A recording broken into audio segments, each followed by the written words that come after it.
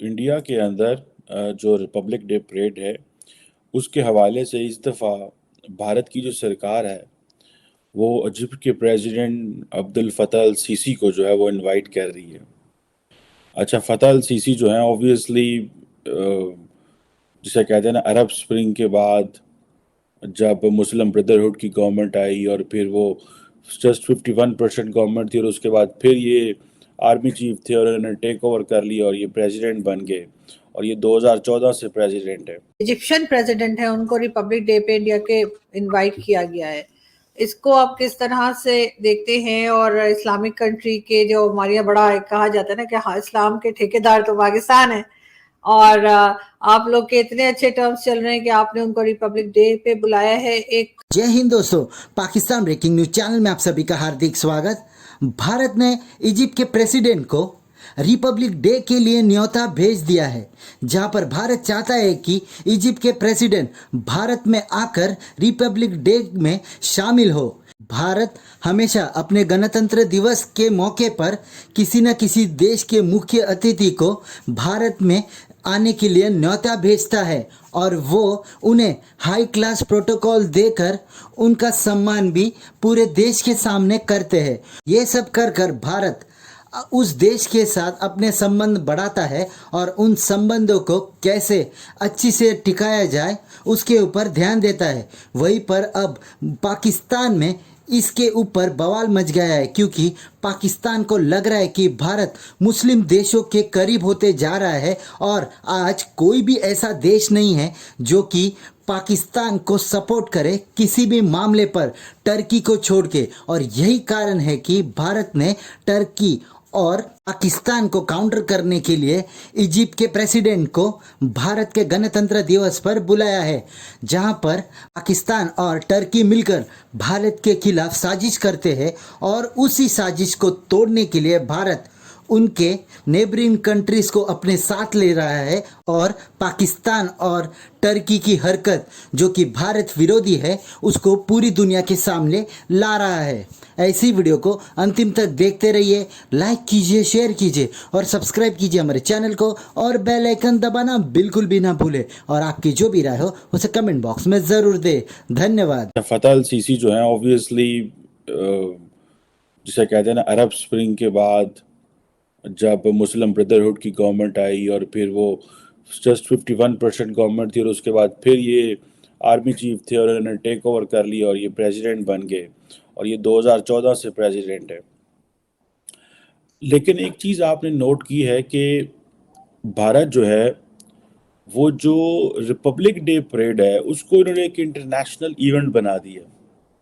और जो अगर आप पिछले उससे पीछे चले जाए, अभी से 2 साल पहले तो कोविड की वजह से कोई नहीं आया था, लेकिन ब्राज़ील के सदर जो थे वो भी आए, बोल्सोनारो आए, साउथ अफ्रीका के प्रेसिडेंट आए और बहुत सारे ममालिक के लोगों को जो है वो बुलाया गया। मलेशियन को बुलाया गया, इंडोनेशियंस को बुलाया गया 2017 में मोहम्मद बिन जैद को बुलाया गया, 2016 में फ्रांसिस हॉलैंड को बुलाया गया, उस वक्त फ्रांस के सदर थे, 2015 में बराक ओबामा थे, 2014 में शिंजो आबे थे और इसी तरह ये चले जाए तो लिस्ट बड़ी लंबी है। लेकिन उन्होंने रिपब्लिक डे को इंटरनेशनलाइज कर दिया। देखिए, ये एक होती है, this is a smart strategy. है तो अपना एक रिपब्लिक डे, लेकिन उसको इंटरनेशनलाइज कर दिया इन्होंने। अच्छा, जो कि एक मैं समझता हूँ एक सक्सेसफुल डिप्लोमेटिक एक सक्सेस है इनकी, ठीक है जी। लेकिन आपने एक चीज़ नोट नहीं की, पाकिस्तानी लीडर तो सत्तू पी के सोए हुए हैं और पाकिस्तानी लीडर्स को तो जब मुसलमानों का ख्याल आता है या मुस्लिम दुनिया का ख्याल आता है, इनको तो रियाल और दिरहम की समझ आती है। इनको तो रियाल और दिरहम से आगे कुछ पता नहीं चलता। लेकिन मैं आपको बताता चलूँ कि इंडिया जो है वो अरब वर्ल्ड के साथ इतना करीब हो चुका है कि पाकिस्तान जो है वो ना तो वो समझते हैं कि पाकिस्तान एक इम्पॉर्टेंट प्ले जो है वो प्लेयर है, और वो समझते हैं कि पाकिस्तान जो है ना बस ये है कि ठीक है कि हिस्टोरिकल ताल्लुकात हैं, इतनी इन्वेस्टमेंट कर दी हुई है तो अब बस ठीक है, इनके साथ ताल्लुक रखो, ज़रूरी है, इनके पास फौज है। ये जो पहली बात जो यहाँ खुल के सामने आती वो ये आती कि इंडिया की फॉरेन पॉलिसी रिलीजियस बेस्ड ना थी, ना है, ना होगी। अब इजिप्ट एक मुस्लिम डोमिनेटेड कंट्री है। फतह अल सीसी साहब इज अ मुस्लिम, प्रैक्टिसिंग मुस्लिम, और ऐसा नहीं कि पहली बार किसी मुसलमान को बोला, बहुत पहले बहुत भी मुसलमान हेड्स ऑफ स्टेट आए हैं, और 26 जनवरी को आएंगे, he will be the guest of honour of the country. और इंडिया के अगर आप पिछले 10, 20, 30 साल से स्टडी करें, इजिप्ट के साथ हमेशा रिलेशन अच्छे रहे। अब इजिप्ट का मतलब है आपका लगभग अफ्रीकन कंट्रोल, कॉन्टिनेंट का आपका कंट्रोल, बहुत बड़ा मुल्क है कॉन्टिनेंट का, वर्चस्व है अफ्रीका पे इसका, मोरक्को, मोरितानिया, इजिप्ट, इन सब का वर्चस्व है वहां पे। तो ये एक अच्छी चीज है, एक अच्छी डेवलपमेंट है। अगर आप ट्रेड की बात करें, देखिए इजिप्ट का जीडीपी कोई बहुत ज्यादा नहीं है, करीब $460 बिलियन है। हमारा trade, if I am not wrong, करीब $8 बिलियन का होगा। हमसे वो मिनरल्स और मिनरल ऑयल्स लेते हैं, हम उनसे पेट्रोल ये सब चीजें मंगाते हैं, और खाना यहाँ से का फूड ग्रेन जाता है यहाँ पे।